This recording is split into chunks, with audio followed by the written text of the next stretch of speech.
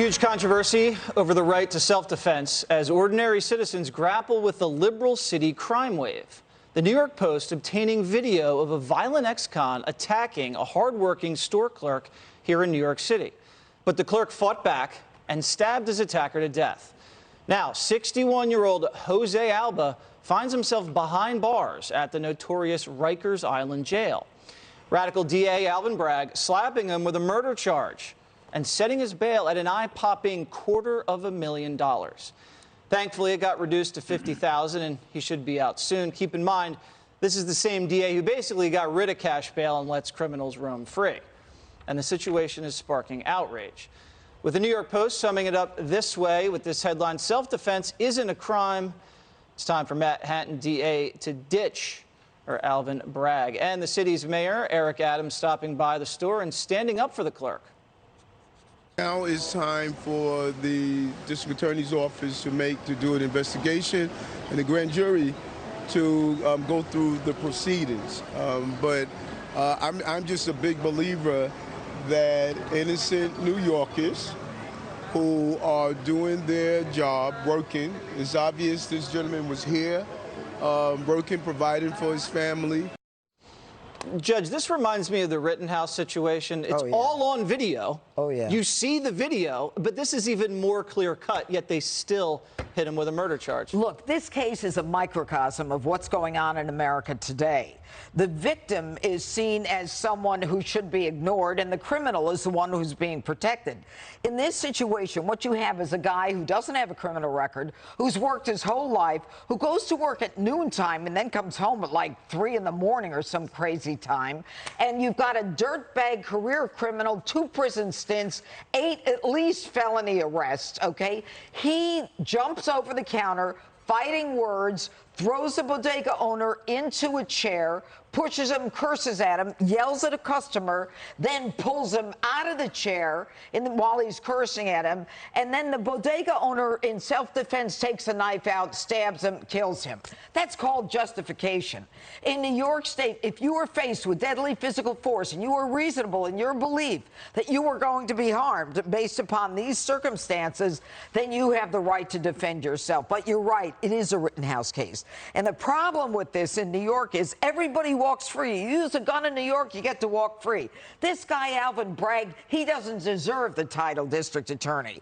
And I got to tell you, I don't have a lot of faith in Eric Adams. I mean, he's over here saying, you know what, I'm not allowed to give commands to a local prosecutor. Baloney, you were hired because you're a cop who's anti-crime. They're taking the side of the criminal and not the victim. This is the victim who's being charged with murder, now has to go through the justice system and the grand jury to prove that he was indeed a victim, and it's all on tape.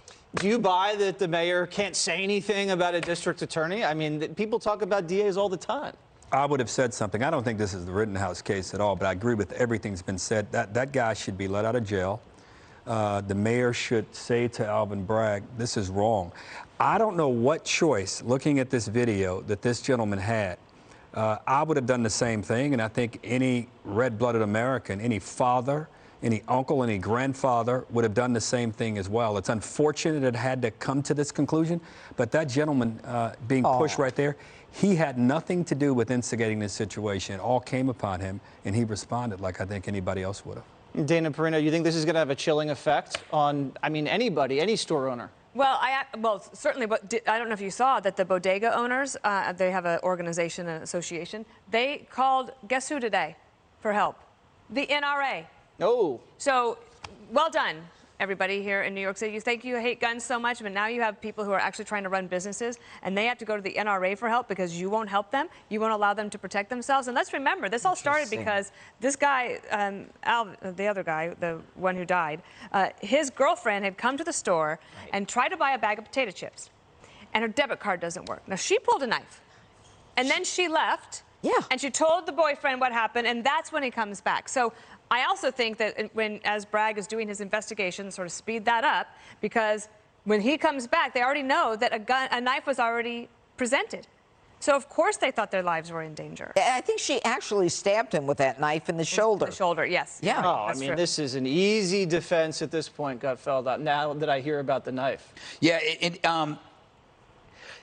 It's good to see this, like for a lot of people to see this, because I don't think people understand that these are dangerous lines of work in a crime-ridden city. When we were, listening to people on other networks talk about how they could go out to dinner and enjoy themselves because everything was great, they're not around when this happens. And I think the mayor was wise to say what he was saying, because if you start losing businesses, and you can already tell that New York is having a hard time coming back, but you're seeing the tourists return. But if you can't run businesses, then the city's dead. Yep. And if these people can't be safe, there was an ugly event downtown at a little chicken nugget place. Yeah. I don't know if you saw the tape, but you should Google it. But there was a fight over dipping sauce. And they destroyed the restaurant. This was, I guess, last night. Yes, like it's 4 like a.m. 3 in the morning. Yeah. So these are areas where, why would you end up wanting to work in New York? Why would you want to open a small business when you can't protect yourself? Or if you do protect yourself, you're going to get arrested. The police are maligned, so there's fewer cops out there. So you're left with just a knife against somebody that might have a gun. And, God bless this guy, protected himself. It wasn't a proactive act. It wasn't vigilanteism. It was self-defense, pure, and he should be out, and maybe the chilling effect will be on criminals. Hopefully. And arm yourself. The NRA is getting involved, and that should maybe create that effect. And we don't want Jose to serve any time at all. Nope. And the 5 will prevent that. We will? We will? I guarantee it. Are you doing a GoFundMe page?